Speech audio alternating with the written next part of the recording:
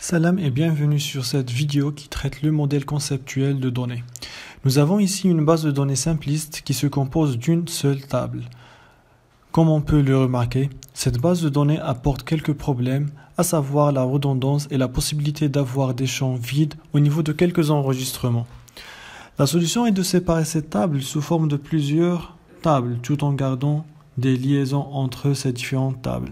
Genre une table pour les auteurs et une autre pour les livres, et bien sûr garder une liaison entre chaque auteur et tous les livres qu'il a déjà écrits. Alors de cette façon-là, on n'aura plus besoin de mettre les mêmes infos d'un même auteur sur la table auteur. Et bien sûr, on n'aura pas un problème si un livre est un auteur inconnu, vu que l'enregistrement de ce genre de livre n'affectera pas la table auteur. Essayons de voir maintenant à quoi ressemble un MCD. On commence par les entités. Une entité est une information complexe et cohérente. Par exemple, au niveau de l'exemple de tout à l'heure, auteur et livre, ce sont deux entités qui sautent aux yeux dans cet exemple. Une entité est unique, décrite par plusieurs informations simples et elle permet de représenter un ensemble d'enregistrements. Nous avons ici la représentation graphique d'une entité au niveau du MCD. On met ici le nom de l'entité, d'accord? Et puis, bien sûr, nous avons des propriétés de cette entité. L'une de ces propriétés doit être un identifiant. L'identifiant, ça veut dire que pour un enregistrement donné, si on connaît l'identifiant, on pourra récupérer toutes les informations des propriétés du même enregistrement. Par exemple ici, nous avons une entité qui s'appelle auteur avec quelques propriétés. Il y a un identifiant, il y a le nom de l'auteur, le prénom et puis sa date de naissance. Et bien sûr, l'identifiant de l'auteur, c'est l'identifiant de tous les enregistrements. Si on a besoin d'un enregistrement quelconque, on doit juste avoir son identifiant. Donc, à partir de cette entité, on peut retrouver la règle de gestion suivante. Genre, un auteur est identifié par le champ identifiant-A et que un auteur est caractérisé par son nom, son prénom et sa date de naissance.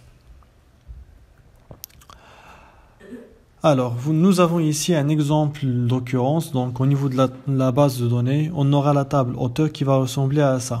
Nous avons la table, les noms des différents champs et puis un enregistrement. Il y a l'enregistrement numéro 1 qui a comme nom Hugo, Victor et voici sa date de naissance. Un deuxième enregistrement qui concerne Rimbaud, Arthur et voici sa date de naissance, Guy de Maupassant et ainsi de suite.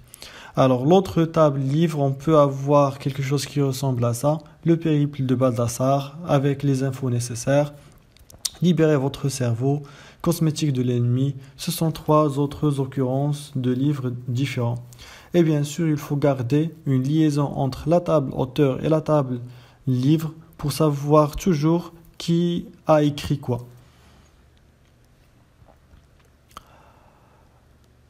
Alors, nous avons parlé des entités, on passe maintenant aux associations. Par définition, les associations sont des liens entre deux ou plusieurs entités. Ces liens ne peuvent pas être représentés par la simple définition des entités, mais elles permettent la représentation d'une partie des règles de gestion. C'est vrai que normalement, une entité s'applique un nombre de fois sur une autre entité s'ils sont en relation entre eux. Et pour garder cette liaison au niveau du modèle conceptuel de données, on indique ça grâce aux associations. Une association, ça ressemble à ça. Il y a le nom de l'association et peut-être des attributs de cette association. Donc, enfin, nous avons un exemple d'un MCD ici. Nous avons la table auteur l'entité auteur avec l'entité pays qui sont en relation grâce à cette association, c'est être né. Un auteur est né dans un pays. Dans un pays, il y a plusieurs auteurs qui ont ce pays comme pays natal. Ici, nous avons ce qu'on appelle les cardinalités. Alors, ces cardinalités-là, ils s'écrivent toujours de cette manière-là. Il y a un minimum, virgule, un maximum. Minimum, virgule, maximum. Alors, Les cardinalités, c'est ce qui nous permet de savoir combien de fois s'applique une entité par rapport à l'autre entité qui est en relation avec elle. Ce qu'on veut dire par une entité qui s'applique sur une autre entité, donc je voudrais revenir à ce tableau-là où il y a les différents problèmes dont on parlait tout à l'heure, au début de cette vidéo. C'est que nous avons ici l'écrivain Amin Maalouf qui s'applique 3 fois sur la table livre. Donc vous voyez le problème, le fait que Amin Maalouf a plusieurs livres, dans ce tableau-là, ça génère un problème de redondance. Donc si on veut séparer les tables, il faut garder au moins sur le MCD le fait que l'auteur s'applique plusieurs fois sur le livre. Pareillement ici, dans cet exemple-là, nous avons le pays s'applique plusieurs fois sur l'entité auteur, c'est-à-dire qu'on peut avoir plusieurs auteurs d'un même pays. Alors que, à l'inverse, un auteur, il ne peut être né que dans un et un seul pays. Alors, les règles de gestion qu'on a pu garder au niveau de ces cardinalités, nous avons un auteur est né dans un et un seul pays. Dans un pays sont nés aucun ou plusieurs auteurs. Donc, les cardinalités les plus répandues sont 0n, 1n, 0,1 et 1,1. Toutefois, il se peut que des règles de gestion nous imposent des cardinalités avec leurs valeurs particulières. Donc, en général, comme je viens de le dire tout à l'heure, une cardinalité est une précision apportée sur une association. Elle indique combien de fois une entité peut-elle intervenir chez une association, c'est-à-dire sur l'autre entité. La cardinalité minimale, quand elle est égale à 0, ça signifie que cette entité peut ne pas intervenir sur cette association. Par contre, si elle est égale à 1, elle doit obligatoirement intervenir au moins une fois. Donc, je reviens à l'exemple du MCD. Donc, par exemple, ici, nous avons le pays qui s'applique au minimum aucune fois. Qu'est-ce que ça veut dire aucune fois? Ça veut dire qu'on peut avoir dans cette base de données un pays qui n'a pas d'auteur. Par contre, avoir au niveau du minimum de la cardinalité qui concerne auteur, nous avons la valeur 1. Ça veut dire qu'on ne peut avoir un auteur sur notre base de données que si et seulement si nous avons déjà son pays d'origine sur cette même base de données. Pour les cardinalités maximales, si le maximum est égal à 1, ça signifie que l'entité ne peut pas intervenir plus qu'une fois. Et si elle est égale à 1, ça veut dire qu'elle peut intervenir plusieurs fois. Donc on peut remarquer que les cardinalités 0 et n signifient que l'association est sans contrainte. Alors, comme exercice, je voudrais qu'on déduise les règles de gestion à partir de l'association suivante. Donc nous avons une association et j'aimerais bien qu'on puisse en tirer les règles de gestion qui nous ont permis de penser à cette conception. Donc, je vous fais confiance pour faire pause et penser à l'exercice. Alors, bienvenue encore. Donc, nous avons ici les règles de gestion qui sont les plus simples. C'est le fait que nous avons un auteur est identifié par l'IDA et qu'il est caractérisé par le nom, le prénom et la date de naissance. Le livre également, il est identifié par IDL et il est caractérisé par titre, année, résumé et nombre de chapitres total. Le nombre de fois où l'auteur s'applique sur le livre, au minimum une fois et au maximum plusieurs fois. Ça veut dire qu'on peut avoir un auteur qui a écrit plusieurs livres.